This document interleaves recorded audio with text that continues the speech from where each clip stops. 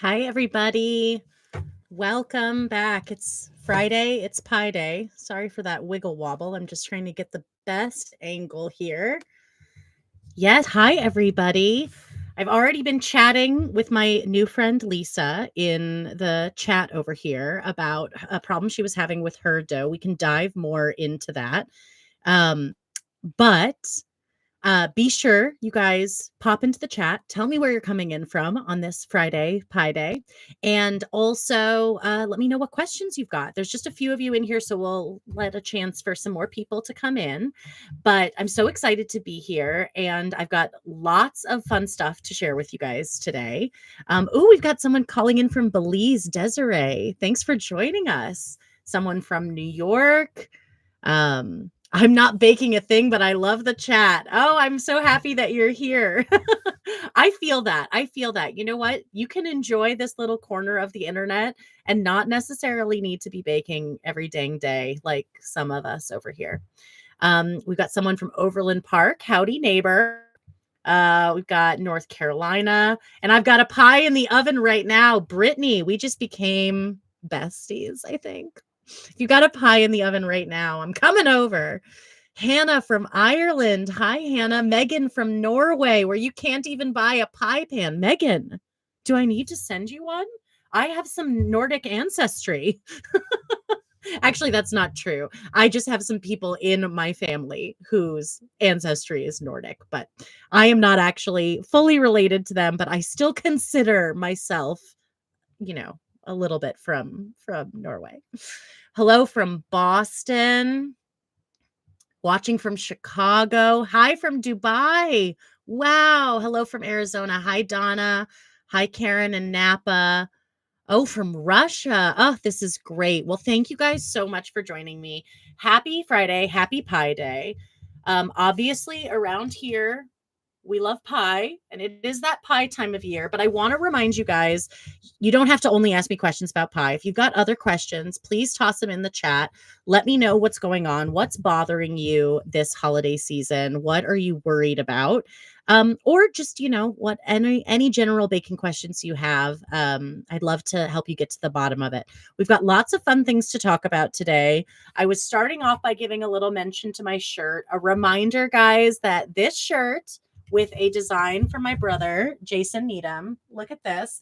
It's like a fork and spoon pulling a giant pie. I'm obsessed with this particular shirt. It's one of my favorites.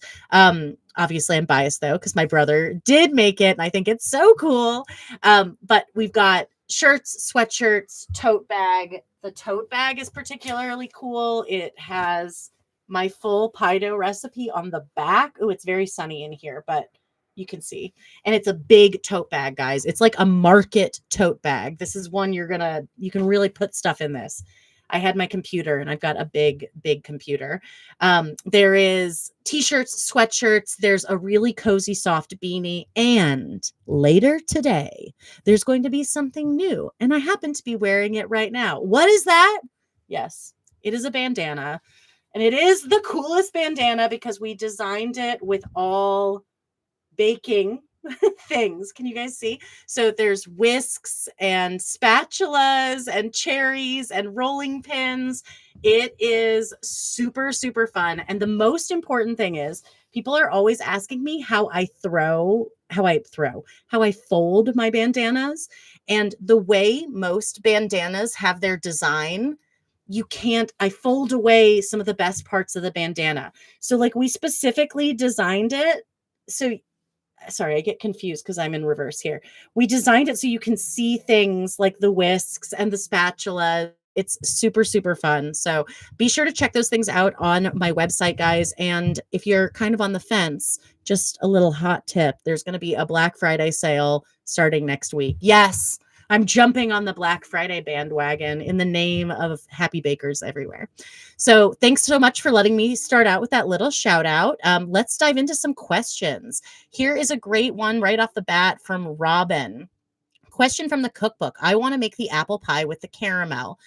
Do you put that in after heating up the filling or during? Great question. So In this recipe, Robin's referring to a variation of my apple pie recipe in the book on pie that is my caramel apple pie. And in that recipe, you make a caramel sauce, and that is the sweetener for the apples. It is very good, rich, buttery. It's yummy. Um, the one you usually make the caramel sauce first, so it's nice and at room temperature, and so you usually just put it in kind of with all of the ingredients while cooking, because the cooking process does not take that long. So you can just kind of put it in with everything. The one thing to be aware of is if the caramel is really cold and you put it into any kind of mixture, it can seize up a little bit. So just be aware of that with the temperatures, that it's actually a little bit better, especially if the caramel is nice and cool or you made it ahead and put it in your fridge. It's kind of nice to go ahead and put it in while it's cooking, because it can just dissolve really, really nicely there.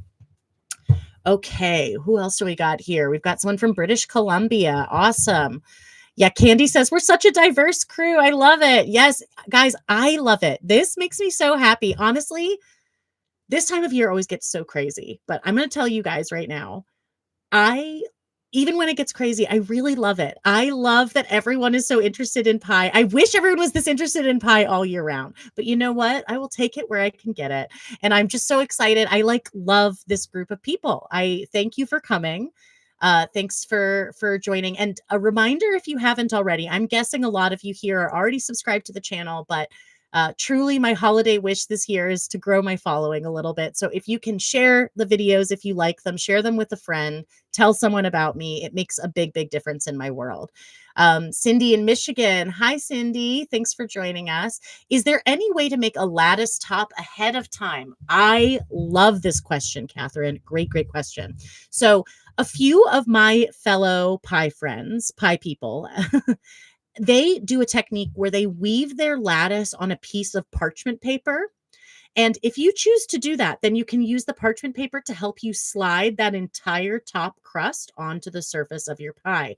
That would be a great way, Catherine, to make your lattice top ahead of time. So what you would do is you would just weave your lattice on a parchment-lined baking sheet and then transfer it to the refrigerator until it's nice and cold. Some people find it's easier to transfer by freezing it for 5 to 10 minutes, just to really, really make sure that you've got it nice and cool, because if it's a little floppy, it might be harder to transfer. I love that question, though. Hannah asks, how can I successfully bake several pies at once? This really is going to depend on our different ovens, and we all have slightly different ovens, right? So if I've got anybody tuning in New York City, they might have a much smaller oven than some of us other folks who have even a standard size oven, or if you have a double oven. The main rule is you want a little bit of air circulation around each pan. Okay, so you don't want your pie pans touching each other, preferably. And you also want to make sure that no edge of the crust is touching any of the oven walls. I know that sounds really obvious, but you'd be surprised, especially at Thanksgiving, this time of year. People are just trying to, Jenga and fit absolutely everything in that they can, and they get a little too far with it. So yeah, that would be my advice there, is just make sure you keep some circulation around each pan and make sure they're not touching the walls of the oven. Joy is coming in from Barbados. Hi, Joy. Okay, I'm just finding another question. Does the color of the material of the pie dish affect how the crust looks? Great question, Hannah. For example, when I'm using a dark colored steel pie pan, do I need to adjust the baking process, the time, anything like that? Okay. In general, yes, it can. With all baked goods, it does impact it a little bit. So like there is a difference. A great example that a lot of people know is chocolate chip cookies. You can bake the same dough on a lighter colored baking sheet and it will be blonder. And then you bake the same dough for the same amount of time on a darker baking sheet and it'll get more color. I've also found, though, that it really has more to do with the quality of the pan. So hear me out here. My favorite metal pie pan is from USA Pan. It's linked on my website. You guys can go find it. It usually retails around $15. It is a really nice, thick metal, really, really good quality. And that super thick metal is more important than the color, which the color of that pan is kind of a lighter pan. But I also have some vintage pans that are very, very, very dark, but they are still a really high quality metal. I don't find that it makes like a huge difference. It really is like kind of minute, kind of a really tiny detail. But speaking on that same line, I also like to bake in cast iron or forged iron pie plates. These are a little harder to find. Sometimes you can find cast iron pie plates in the camping section of like sports stores. Is that what they call them? Clearly someone who doesn't shop at a sports store very much. I don't sporting goods, that's what they're called. You can sometimes find them there. Obviously, cast iron and forged iron make the crust way darker. So that is an example, Hannah, of how it can affect the color. In general, I think it's more about the quality of the pan. So like a dark ceramic pan isn't going to make a difference compared to a light ceramic pan. It's really just going to come down to bake time. Rodrigo says, oh, this is such a good question, Rodrigo. Thank you for asking this question. I love this question. I always need to bake the pie crust for more time than the recipe asks, sometimes even 30 minutes more. Okay, two things I want to say about this. Where's my soapbox? I've got to stand on it. For one thing, this might have to do with your oven, Rodrigo. I recommend you get an oven thermometer and make sure that your oven temperature is reading accurate. It is extremely common for home ovens to fall out of calibration. And I was once teaching a private virtual class with somebody, and we ended up troubleshooting that her oven was almost 75 degrees off. That is wild. So sometimes it's just 5 or 10 degrees. It's not that big of a deal, but sometimes it's pretty significant. So if you're finding that with pies, Rodrigo, but you're not finding it with anything else, it's probably not your oven. But if you're finding it with a lot of things, then it could be your oven. And I would recommend getting an oven thermometer. You can usually get them at kitchen supply stores, certainly, but you can also get them at hardware stores. They're very inexpensive. I have my favorite one linked on my website. The other thing about this is I want to talk about what it's like to be a recipe writer and the fact that everyone's ovens are different everywhere you go. And things like altitude, temperature, all kinds of things can affect the bake time. Another thing that really affects pie bake time is maybe you've chilled your pie really sufficiently, which is what I want. I always tell people, chill it for as long as you possibly can. But the colder it is when it goes in the oven is obviously going to impact things like the bake time, et cetera, et cetera. So I just kind of want to remind people that good recipes contain two ways to tell if something is done. One is a time, and one is something that we refer to as visual cues. So if something says bake until deeply golden brown and the filling is bubbling, 45 to 50 minutes. If at 50 minutes, your crust is not brown and it's not bubbling, that's when you've got to just say goodbye to that time cue and you've got to trust the visual cue. Okay. Recipe writers like me put both in for a reason because I do my best. I test so hard to make sure that that timing is accurate, but the visual cue is going to be your best guide. And I try to make my visual cues super specific, sometimes even including a temperature or something. So that way you can really trust those visual cues, even if you're not quite sure about the bake time. Thank you so much for asking that question because it's honestly one of the hardest parts about being a recipe writer. I try my hardest to give those times so accurate, but it is tricky. P Ryder is saying, should I par bake my pecan pie crust? If so, how long and what temperature? I par bake any pie that is a single crust pie. So that would include a pecan, sweet potato, pumpkin. Even if I'm making an apple pie and it's a single crust with no top crust, I'm par baking it. So instructions for par baking can be found on my all butter pie crust recipe on my website.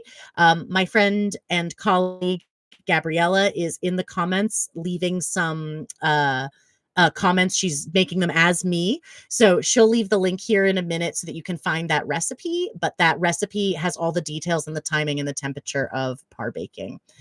Great question. I'm scrolling back up to find a few more. Christine asks, what do you think about sourdough pie dough? I've made it several times. I'm more interested in using sourdough discard to make pie dough, just because I'm always looking for ways to use up that discard so that it's not just waste. It obviously has a fun flavor, sourdough flavor. In general, I just like that all butter crust so much. I'm not necessarily making it that often, but I do occasionally make it with a discarded starter. If anyone is subscribed to New York Times Cooking, I wrote an article for New York Times Cooking way back in the pandemic about how to use your discard in all kinds of bakes. And I actually included pie dough in that. So you can look up that article that has a ton of information on there. Um, okay. Lisa and I were talking about her dough a little bit earlier. Lisa, I'm going to come back to your question here, which Lisa's saying she's making my pie dough recipe using half butter and half shortening. Sorry, half butter and half margarine.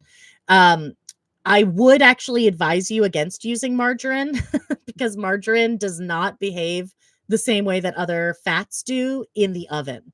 I would say if you want to go with half and half, to use half butter and half shortening, but that's just advice. You don't have to listen to me. But actually, the margarine could be. Lisa was asking, her dough is shrinking even after 45 minutes of chill time. Like when she rolls it out, it's just springing back a little bit. And 45 minutes is pretty significant in terms of chill time, so it should not be doing that. It might actually be the margarine coming into play. Margarine behaves super differently at all temperatures, when it's cold, when it is warmed up, and in the oven. So I hate to say it, but that could have been a little bit of that problem there. Let's see. I'm just scrolling down to find some more questions. Thank you guys all for tuning in. These are some great questions. Emily says she loves the biscuit series. Thanks so much, Emily. I hope some of y'all are making biscuits for Thanksgiving. Quick plug for one of my other favorite Thanksgiving recipes. This actually isn't on my website. It's on Food 52. But on Food 52, I have my family's recipe for potato clover rolls. They are a Thanksgiving staple in our family, and I love that recipe. So go and check it out if you're looking for a good roll recipe, or head to my website for those biscuit recipes. We've got a really easy biscuit, the drop biscuit, super towering, thick, high buttermilk biscuit, and then, of course, my flakiest cheese biscuits. Those are a lot of fun. Okay, here are some more good ones. Catherine is letting us know what kind of pie she's making. If you guys want to, let me know what pies you're making next week. If you're making any, I'd love to see. Catherine says she's making apple lattice and a sour cherry lattice. Hillary says, I have questions about frangipan. I'm going to make your fruity frangipan pie from the book on pie. Delicious. Can I make frangipan filling sans fruit ahead of time? Yes. Frangipan keeps super well. I think I even have details of it in that recipe. So you guys can check that out, because I at the very bottom of all my recipes, I have something called make ahead and storage. And I usually say how long things can keep, but I think frangipan keeps pretty well in the refrigerator for up to a week. The one thing to remember is, because it is basically an egg custard, there's eggs thickening it, it can start to dry out and it firms up a lot in the fridge. So just some things to consider. It can be nice to bring it to room temperature before you use it, but definitely frangipan can be made ahead. What's the best way to thaw and refresh a whole apple pie that has been fully baked and frozen? From Linda. Okay, Linda, real talk. I am working on an elaborate freezing of pie situation, but I'm still not quite done with my test. It's taken me a long time. I'm still working on it. I'm not going to have that information for you this year. Hopefully by next year. But I do have a instruction, a short video. It's less than 5 minutes on this channel on Happy Baking, that is about how to refresh a pie. And I talk about how to refresh a whole pie, or how to refresh slices of pie if you want to serve them warm. That video is really just meant to be if you've let your pie cool completely and you want to serve it warm. But that same technique is what you're going to follow to refresh a whole apple pie that's been baked. There are two kinds of pies that freeze particularly well. Fruit pies are one of them. The other is custard pies, actually freeze very well. So pumpkin, pecan, they freeze shockingly well. What I would say, Linda, to do is you're going to want to thaw it in the refrigerator for a full 24 hours before refreshing it. You're going to then unwrap it. You're going to tightly wrap it in some aluminum foil, and you're going to put it in your oven. You're going to let it heat up in the oven until a nice thermometer on the inside is reading, I would say at least 150 degrees is what you'd want to see to make sure that it had been heated enough from the outside in. What you can do is right at the very end for the last 5 minutes, take that foil off so that we get a little bit more crispness on the crust. That should do it for you. It's hard to say exactly how long it's going to take, but I would say 15 to 20 minutes to refresh it after. The one thing to remember when we freeze something and then we thaw it, just by nature, we have some potential for some sog there, Linda. Okay. So I just want to temper your expectations a little bit that even with refreshing, it can get a little soggy. That can be a little bit of a soggy situation. So, reminder that if you've got a baking stone, a pizza stone, or a baking steel, which is my favorite, or a large cast iron skillet, you can place the pie into that. It's going to help drive a little more heat to the bottom of the crust and help it get a little bit crisper. Here's a question. How do I reduce custard separation from the pie crust in pumpkin pie when the pie is fully cooled? JS, that's a good question, but I have to ask a qualifying question. If you're still here, throw in the comments. Do you mean when it pulls away from the crust at the sides? Is that what you're referring to? I'm so curious where you got the inspiration for the wonderful sweet corn pie with blueberry whipped cream. I believe this is one of the most beautiful pies ever, from Porter. Thank you, Porter. That means a lot to me. I think the flavors of blueberry and corn go really well together. And the way I mean, I've had it certainly at many restaurants and bakeries. I am not the first person to invent that combo by any means. But I also believe that both corn and blueberry are very complemented by the flavor of vanilla. I think vanilla has an amazing ability to make blueberries taste like more blueberry-y. And the same with corn. Even if your corn isn't as sweet as good sweet corn, a little bit of vanilla amps up that creaminess somehow. So I really wanted to make a cream pie that was really vanilla-y, rich, creamy, so that it could really highlight the corn flavor and the blueberry flavor. I love that pie. Let's see if I can find the picture of it, because you're right. It is a very pretty one. This is a cream pie. It's one of my favorites from that section. And in fact, I had shot it years before, and I fell in love with the first picture. This is like a very fun fact that no one knows, but this picture wasn't actually taken during the book on pie. We took it ahead of shooting the book on pie. And I love this picture so much that I kept it in the book because it's a very special one. Look how beautiful that is. So it's like a very rich, creamy corn custard on the inside, and then bright, beautiful purple whipped cream. Okay.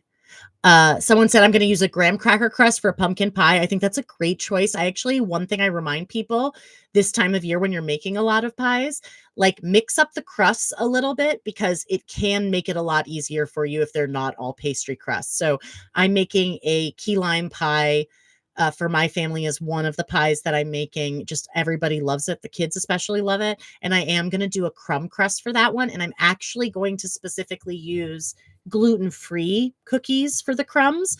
And so then it's not only, a very crowd-pleasing pie, but on that easiest crust, I've also made it gluten-free. And I've got a few family members who are gluten-free. So I want to make sure a few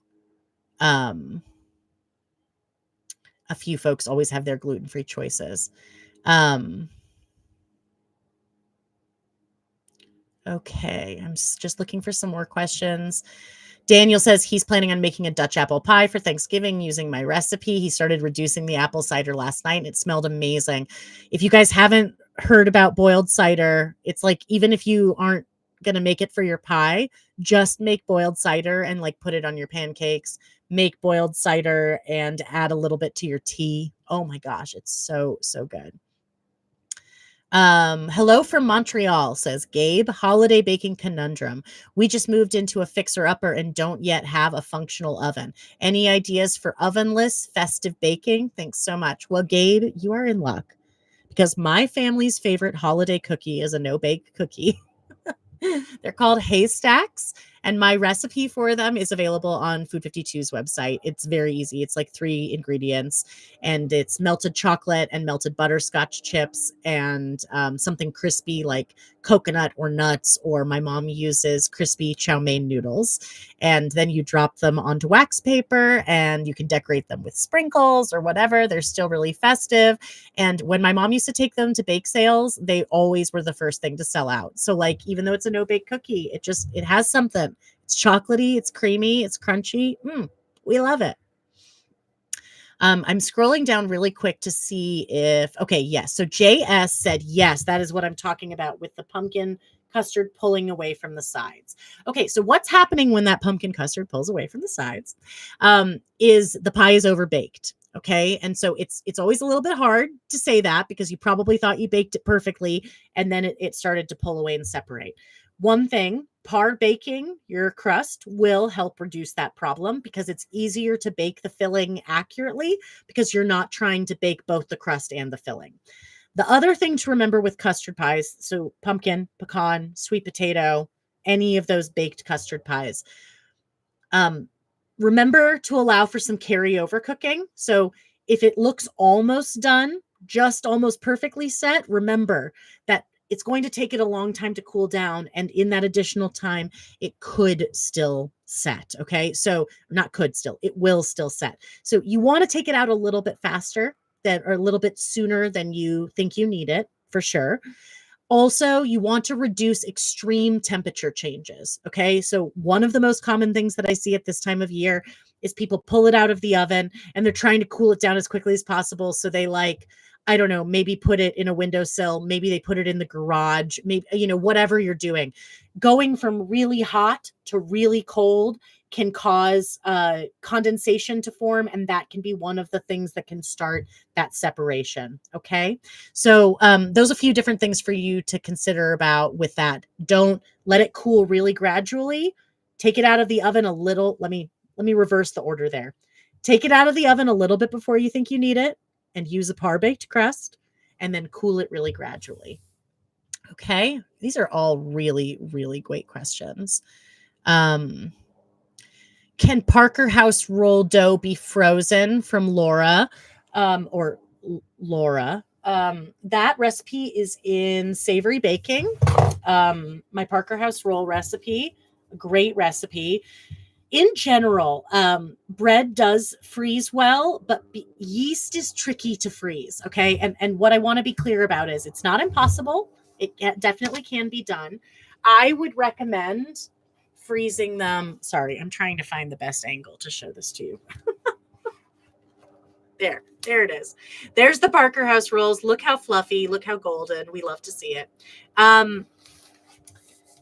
It's better to, in my opinion, to freeze the baked bread and refresh it than it is to freeze the dough. Okay. Again, I'm not saying it's impossible. It definitely is. But specifically, Parker House rolls and other things like it can be more difficult to in a couple of ways. Any enriched dough, and if you've watched my videos before, you may know what an enriched dough is. But for those of you that don't, an enriched dough is anything that contains a lot of enriching ingredients, things like milk, butter, eggs, sugar. All of those would be considered enrichments. The more enrichments are in a dough, the longer it will take to rise. Enrichments really slow down the yeast activity, just make it move a little slower. So Parker House rolls are very enriched. They're buttery. They've got egg in it, all kinds of enrichments. And when we freeze something that has a lot of enrichments and thaw it and then try to rise it, it can just take so long, like way longer than you think. So part of the reason I'm advising not to do that is if you're trying to get ahead and get your rolls done ahead of time for Thanksgiving, you could end up kind of hurting yourself on the back end with how long it's taking for them to rise.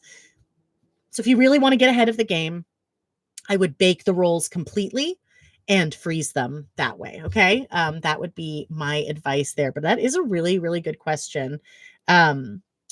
Let's see. We've got Christine says she's making my apple pie with a tightly woven lattice on top. Sounds beautiful. Brittany's making a cranberry my pumpkin sugar pie. The pumpkin sugar pie is one of my favorites. That recipe is on my site now. Um, can you talk a little about using pastry flour rather than all-purpose flour for a pie crust? Yes, happy to do it. In fact, I did write an article about this for the New York Times Cooking as well. So if you have a subscription to that, you can look up my name and find this article. It has a little bit more about that. Pastry flour, for those that don't know, is a lower protein flour. Okay, so all types of flours made from wheat have a protein content. And the strongest, the one with the most protein content is bread flour. Okay. That's why we use it for bread, because we want a lot of gluten. We want a lot of strength. We want a crisp crust and a chewy interior. So we use bread flour. The lowest protein flour is cake flour. And it's right in the name. We typically use it for cakes because it's the softest wheat and it's the lowest protein. All-purpose flour is kind of in the middle. It's below bread. And pastry flour is between all-purpose and cake. Okay, so it's usually coming in around 5 to 7% protein. Actually, it might be more like 7 to 9 because I think cake flour is 5 to 7. It's 7 to 9, guys, 7 to 9 for pastry flour. Okay, so pastry flour, because it has a lower protein content, none of you out there are like fighting over what the actual protein content is, I realize, but I want you to know what it is all the same.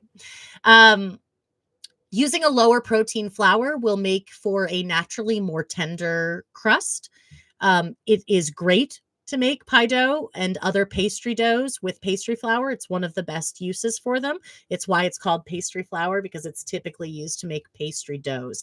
It has enough protein to have a little bit of strength, but a little bit less protein than all purpose. So you have less of a chance of it getting like crazy tough on you.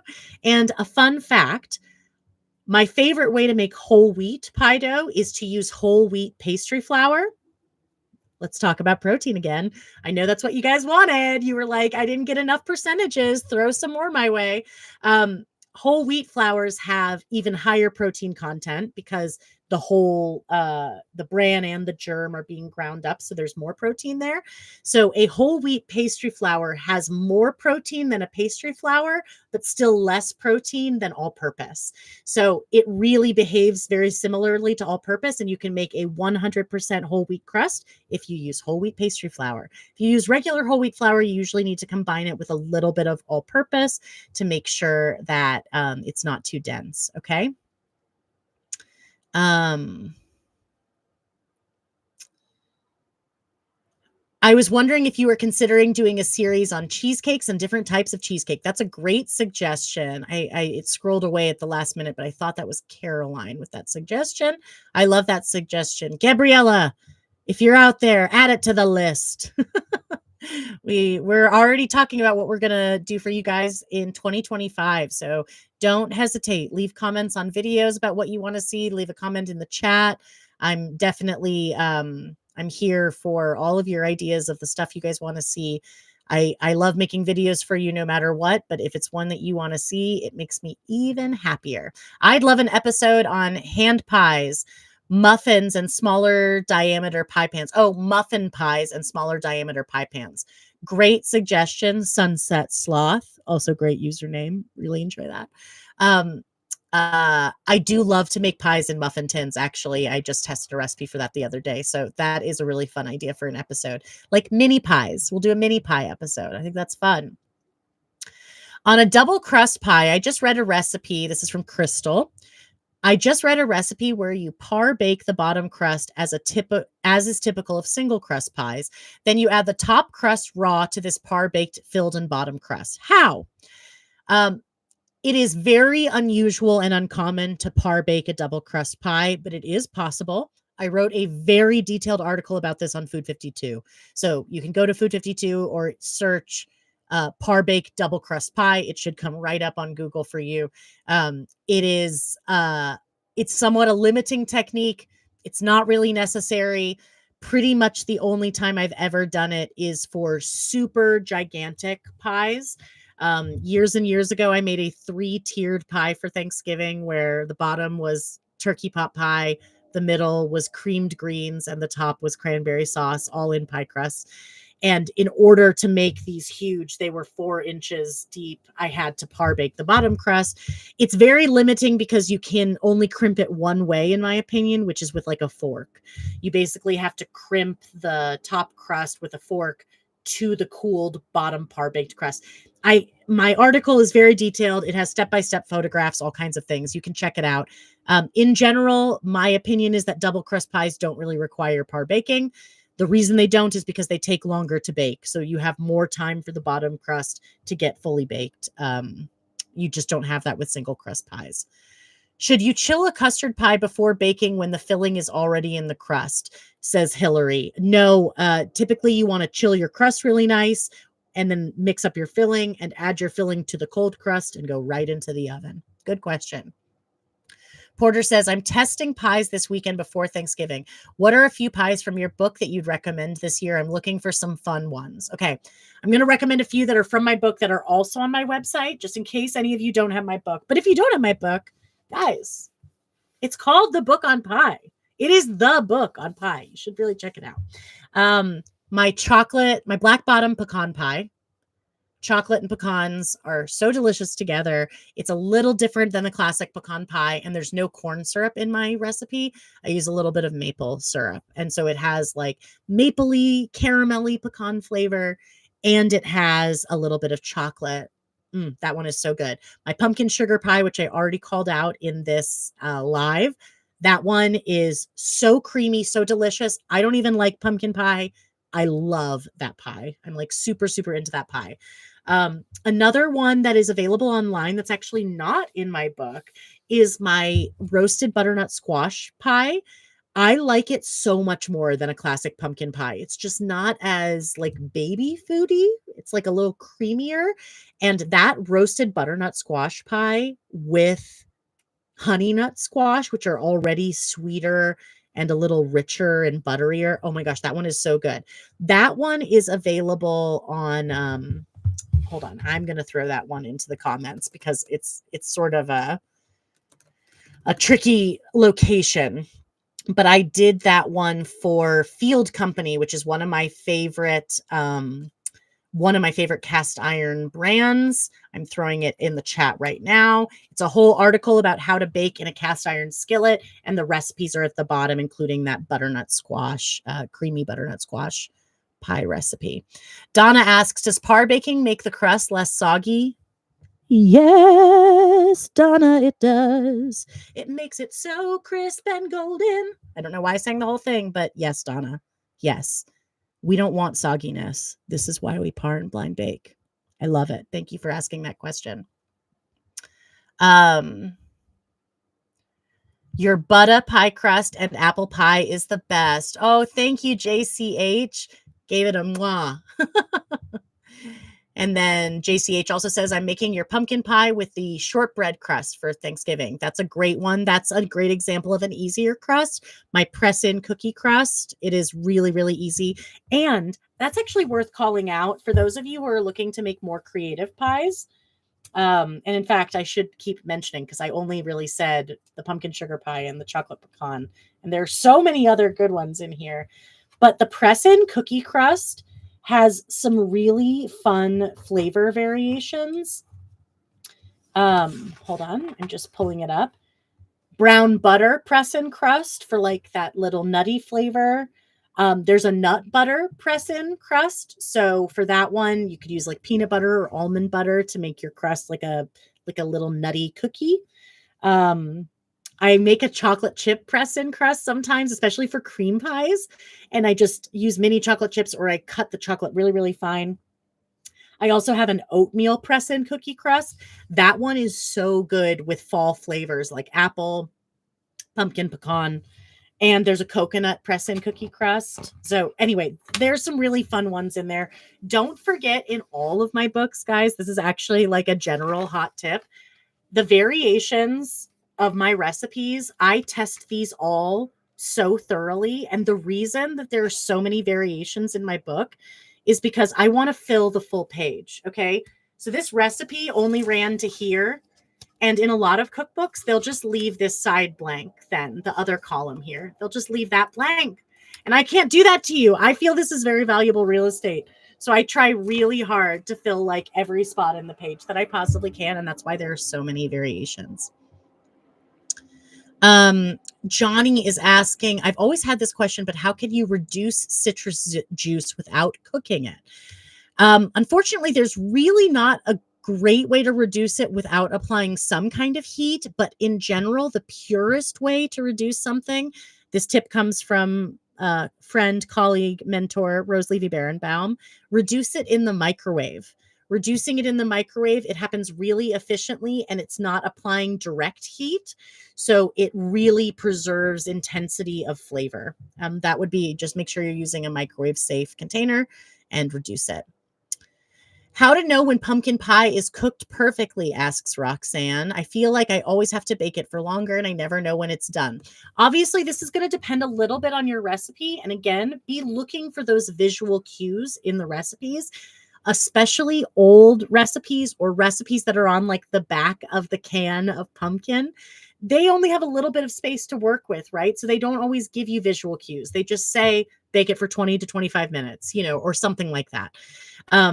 With custard pies, the general advice is that you want it to look set around the outside, at least like 2 inches from the outer edge inward should be set. And the center should just be a tiny bit jiggly. Now, again, that is the general rule for custard pies, but it is still going to vary by the recipe. So I would say make sure you're looking at the recipe that you're using and seeing if they provide you a visual cue.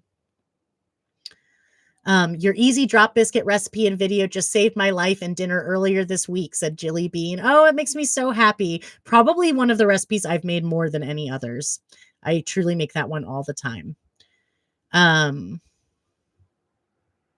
Elizabeth, such a good question you've got for me. Okay. I love your channel so much. Thank you. Should a par-baked crust be cooled before filling? I'm making pumpkin and lemon meringue with your all-butter crust recipe.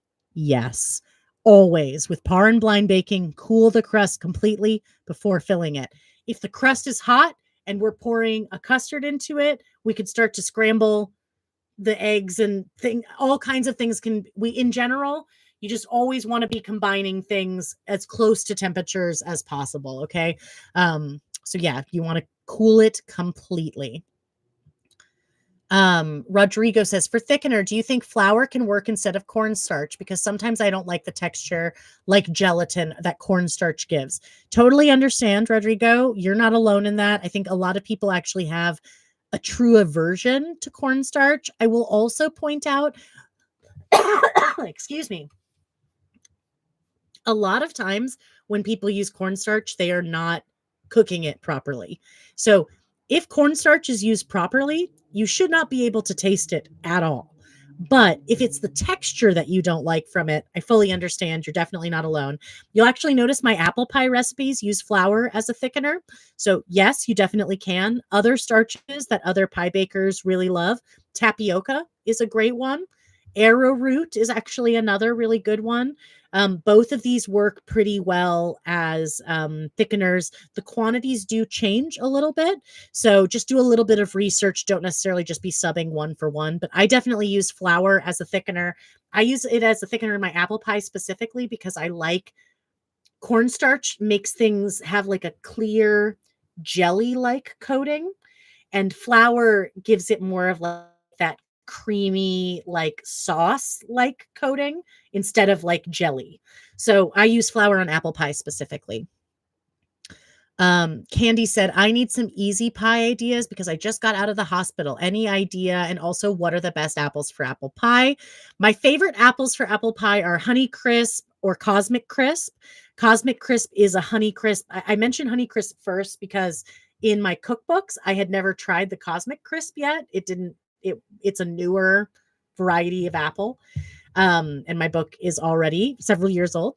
So, I really like the Cosmic Crisp for juiciness, sweetness, acidity, texture. The Honey Crisp is like a very close second because, again, the Cosmic Crisp is part of Honey Crisp. It's also kind of nice to use a mixture sometimes, like sometimes Fuji and Gala, a couple together. You get a little nice balance. But if I'm being honest, I use 100% Cosmic Crisp in my apple pies now. That's my favorite. Easy pie ideas for you. One of my favorites, I know this doesn't sound very festive, but one of my favorites is called the breakfast pie that is in this book. It has a press-in crust and a filling, like a sweetened custard filling made with yogurt, but it's very, very easy. And then I usually decorate it with fresh fruit. So it ends up looking like this incredibly beautiful, like just impressive looking pie, but it only looks like that because I've piled some fruit on the top. It's this pie right here. Oop, this one. It's very, very easy. And I call it breakfast pie, but it's just because it has yogurt. It definitely is not, just for breakfast. Let's see. What's another really easy one? My key lime pilots, which are little individual ones. They have a press-in crust and they're individual pies. So they come together really, really quickly when you're making them. And then I would actually say that some of the custard pies are some of the easiest. Like even my pumpkin pie, the clafouti pies, which I think I actually gave those a shout out in the last live too, which a clafouti is a traditional dessert, not usually a pie, clafouti. And it is got fruit in it, fruit and custard, but I put it into a pie crust and make it like a combo fruit and custard. This is a very easy and achievable pie, and I think it has a nice balance then for the fruit pie lovers and the custard pie lovers. I think that that's really, really awesome. Let's see. Okay, I'm getting... My favorite pie of all time is lemon meringue, says Donna, but I struggle getting it to turn out. Runny meringue and lemon that doesn't set firm enough. My mom made it the best, and I think she jinxed me. Well, I'm sure your mom has nothing to do with it, Donna, but it is fun to have somebody to blame for our kitchen mistakes. First thing I want to ask you, Donna, is what recipe are you using? Because a lot of old time meringue pies recipes are made using a method that involves a lot of extreme temperature changes, right? We start with like kind of a cold filling, then we put the meringue on and we put it under the broiler. And there's just a lot of things that can go wrong with that. The way I make lemon meringue pie is to make a lemon curd. So it's cold set, and then I use the torch to toast the meringue. So I would recommend that you check out my recipe. I don't usually have those problems of either the runny meringue and the lemon not setting enough. Also remember, a runny meringue usually just means it hasn't been whipped enough. And this is another problem that I find that some people have. Stand mixers, when they get older, the motor starts to wear down a little bit. Now, this isn't a true across the board, but I'm bringing it up specifically for all of you happy bakers out there that bake a lot of bread. I don't know if you realize this, but KitchenAid mixers actually say, like, in the instructions, don't use for bread dough. Okay. I mean, a lot of people do, myself included. So it's just important to know that if you're mixing a lot of things that are a little harder on the mixer in any way, your mixer might actually be running at a lower speed. So again, you might be following a recipe and it says whip the meringue for 8 to 10 minutes. And after 10 minutes, your meringue is still runny. But what if your mixer speed is not running high enough? So just something to consider, because runny meringue usually just means that it has not been whipped enough, or that you applied it to heat and it started to melt a little on the crust. Avoid the broiler with the meringue. Just get my friend the kitchen torch. It really is the best. Donna says it is an older recipe. Well, Donna, I'll tell you what. Sometimes takes me a couple of days, but if you go to my website, you can email me. There's a form right on my website. There's also a button right on Instagram. It says email me. And you can send me the recipe and I can take a look at it and give you some changes that I would maybe suggest to make it a little better. But I would also recommend that you check out my recipe. It may not be exactly the same as what your mom made, but if you can get that sliceability, which it sounds like you really want, maybe you'll like it just as much. Can pecan pie filling be made ahead and chilled? So asks Amy. No, not really.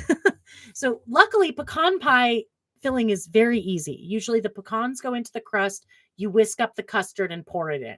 If you want to get a little ahead on that, measure all of the dry ingredients into a container so that when it's time, you just crack the eggs, dump the dry ingredients in, whisk it up, pour it over the pecans. In general, the only fillings I would recommend making ahead of time are anything that has to be pre-cooked. So, your cream pie fillings, your curds or custards or creams, puddings, things like that, or pre-cooked fruit fillings. If making gluten-free and dairy-free pie dough, would you recommend adding soy milk? If so, how much? I would not recommend that, Cassie, just because I don't usually put milk in my pie dough recipe. I usually just use water. You certainly could. Your recipe says to add a 1/4 cup non-fat dry milk. I'm sorry, I should have read the whole question. The non-fat dry milk in my recipe is for protein, for that all-purpose flour. It's okay to skip it if you're using Bob's Red Mill blend. Just don't worry about it. But the purpose of that non-fat dry milk is for protein. So if you're using a good all-purpose gluten-free flour, you should be fine protein-wise. That's just if you're mixing your own gluten-free flour blend, that is to make sure that it has enough protein in there. Rodrigo, have you thought about doing a video giving some food styling advice? I remember you're a food styler too. I mean, I would love to do that. Are you guys interested in that? Sometimes I feel like that's such a specific thing. In the last video, somebody asked me about cookbook advice too, and I'd love to talk more about cookbooks and stuff. I love that. People are saying yes, food styling advice. Okay, cool. I'd be down for that. That's fun. Peter says, I love watching your channel. It looks so everything looks so appealing. I was thinking of using your speculoos cookie crust and filling for a chocolate cream pie. That sounds great. That sounds like a delicious pie. In fact, I hope you guys know that that's like the whole point of the book on pie is it's meant to mix and match. So there are 50 different crusts, 40 different toppings, and over 150 different fillings. So you can really mix and match them. And at the end of each recipe or somewhere on the recipe, I have a thing that says recommended crusts and recommended finishes. So it's like, here's the roasted strawberry pie. And it says, you could make that in the vanilla bean nutmeg dough or the whole wheat dough or the graham dough. You could top it with streusel, or you could top it with the biscuit topping, or you could top it with whipped cream. So I give a bunch of ideas right in there for ways to mix and match too. Let's see. Leanne Glenn 88 says, I'm so glad to catch this. I'm so glad you could join us too.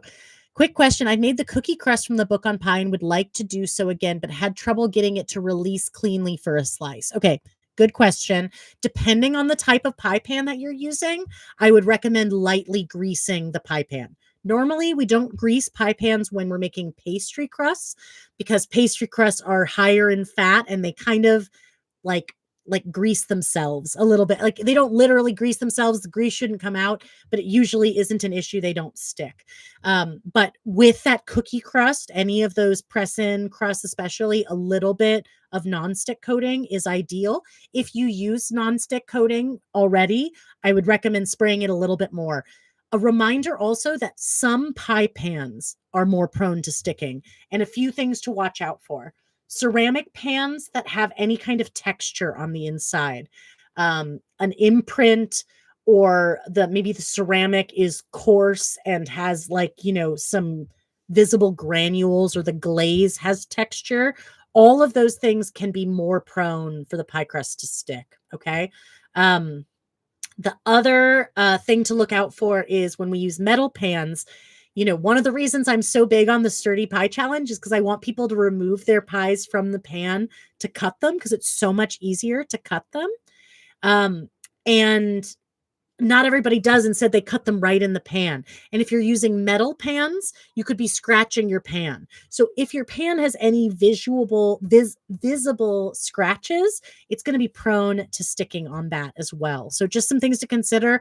It's not that you can't use those pans. Just remember they may need a special coating. And again, a reminder, Do not grease pie pans if you're using my all butter or papier-mâché, any kind of classic pastry dough. This is just for the cookie style crusts, okay? I have an issue with the bottom of my crust browning, even though the rest of the crust does. What am I doing wrong? From Patty. Patty, are you par baking your single crust pies? Because if you're not, that's probably what you're doing wrong. If you are par baking, are you using glass pie pans? Glass used to be one of my favorites because you can see when it's done, but glass is one of the worst at successfully browning the crust, especially anywhere it's in contact with the pan. So some things to consider. Try a metal pie pan, Patty, and try par baking if you haven't. These are such great questions. Wow, you guys really came through once again. As always, my little pie community, I love you guys so much. Someone says they're making a vegan chocolate pecan pie with vegan all butter crust. Yes. Everyone deserves pie, our vegan friends included. Oh, and Crystal has a great idea. She's excited to make a turkey pot pie with her leftovers. One of my favorite things to do, guys, is to make a pot pie with any leftover stuff because you just literally dump it all in and it becomes the filling. So remember, when you're making your crust, maybe make 1 or 2 extra crusts to make filling, or make some biscuit dough and do biscuits on the top of your pot pie. It's easier, it's faster, and it's a nice little remix. Mark asks, is there an easy formula to convert 9-inch pie recipes for 6-inch pie plates? I have all of your books and your pie beans are arriving today. Yay! Okay, well, that makes me so happy. I'm so glad that I hope you enjoy your beans. They are very close to selling out, which is both exciting and a little scary because I want as many people to get beans as possible. There is not really an easy formula, Mark, and I'm sorry to say that. The one thing I will say is you can calculate. There's a cool article on Food 52. I didn't write it. Alice Medrick wrote it, and it is about calculating the surface area of your pan. It's a very easy formula. It's something we all did probably in elementary school or middle school. At some point, we had to do that.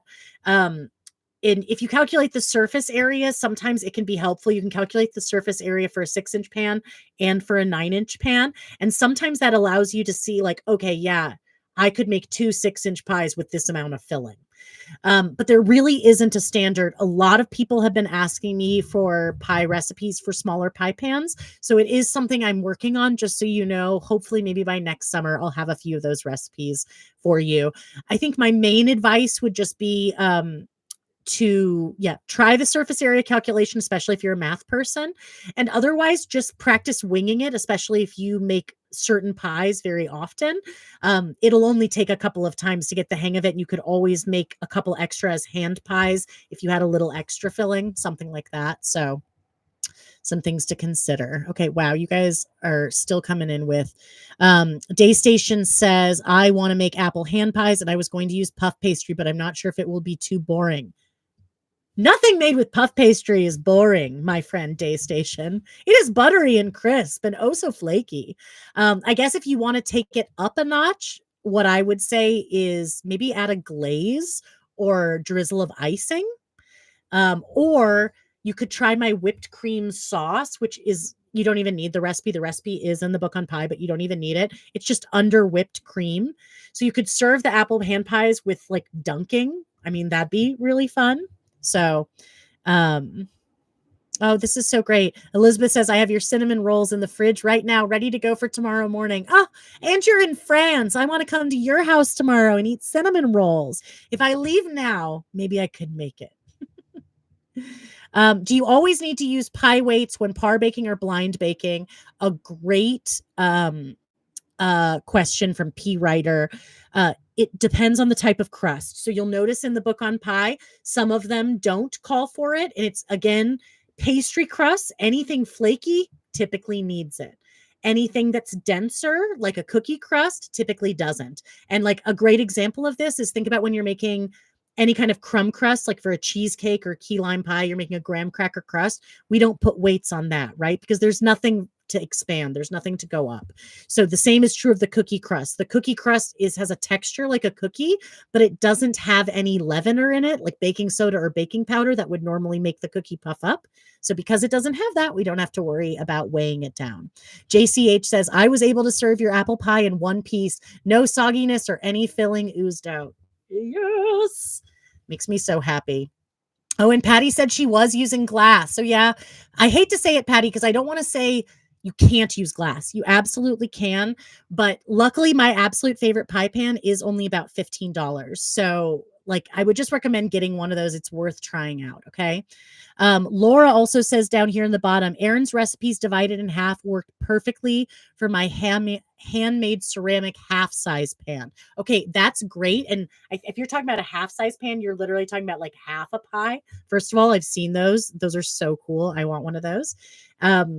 But again, it's a little tricky to calculate the surface area of some of those, but something to consider. Okay. Oh, this is a fun question to end on from Joseph. Great question, Joseph. I missed the beginning, so sorry if you asked it already. No one did. Are you planning on making any non-traditional wild card pies this year for your family? So I am making 7 pies for my family this year. My mom told me to cut it down to 6, and I told her I would, but I lied, and I don't think she's watching, so she'll just have to find out on the day. I think the most wild card one I'm planning to make is my roasted strawberry pie, which it's not like it's that crazy. It's just out of season. But in the springtime, I roasted strawberries and froze them specifically to make one for Thanksgiving. So I'm really excited to make one of those. And then I do think I'm going to make like a butterscotch cream pie, just like a very classic cream pie. But I don't normally do one like that for Thanksgiving. So I think both of those are kind of, are a little non-traditional, a little bit of wild cards. Okay. Oh, I can't help. I have to answer this one. How long can a par baked pie be left out before cooking unfilled? Unfilled, the crust can be done a full 24 hours before you want to bake it. So I just say no more than that because it will start to stale. But remember when you're par baking that the crust will get refreshed when it's filled and baked again. Okay. Oh gosh. And this is such a good question too. I really do have to go because I have a meeting, but she can wait for one more minute. I'm talking with my pie friends. Okay. We've got some stuff to do here. GM is saying American or European butter. Please help me. I'm stressed. Don't be stressed because I can promise you it truly does not matter. Here are the pros and cons so you can decide. American butter is a little easier to work with, but it has a little less fat and therefore a little less flavor. European butter tastes way better in most cases, but it's higher in fat, which means it's more prone to melting out of the crust. And it's usually a lot more expensive. So a reminder that my favorite brand is Tillamook. It is an American butter, but it has a higher fat content than most other American butters. So it's like exactly in between. So if you're really freaking out, GM, find your nearest Target because they usually have Tillamook butter at Target and get yourself some Tillamook butter. I think Tillamook actually has a product finder on their website too. So you can pull that up and see where they stock through. So Jen here, I didn't see your earlier question, Jen. You're saying, wish you had time to answer my question, but I am doing one more of these lives. So type your question in here. I will either get to it in a video. I've been trying to make videos surrounding the questions you guys are asking the most. And I also can try to get to it on Monday. If you guys want, please join me on Monday for the live. It'll be at 1 p.m. Central Time on Instagram, not here on YouTube. And I'm actually going to be doing some of my Thanksgiving prep. So bring your pie dough with you and let's make pie together. And one more reminder that we love pie. we love bandanas. So please go to my website and check out the merch in my shop. Please, please, please share the pie love.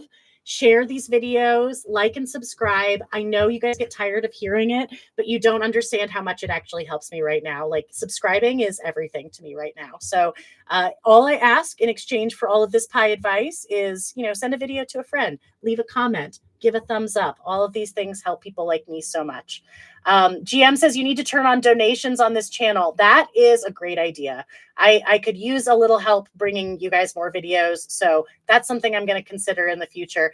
You guys, reminder, you can ask me questions anytime. Send me DMs, leave comments on my Instagram, leave comments on my YouTube. I answer them. Send me an email. I will get these question answers, even if, it's not today. I care about you guys so much, and I really want to help everyone have their best pies ever this year. So as always, until next time, wishing you lots of happy baking. Love you guys. Happy Pie Day Friday.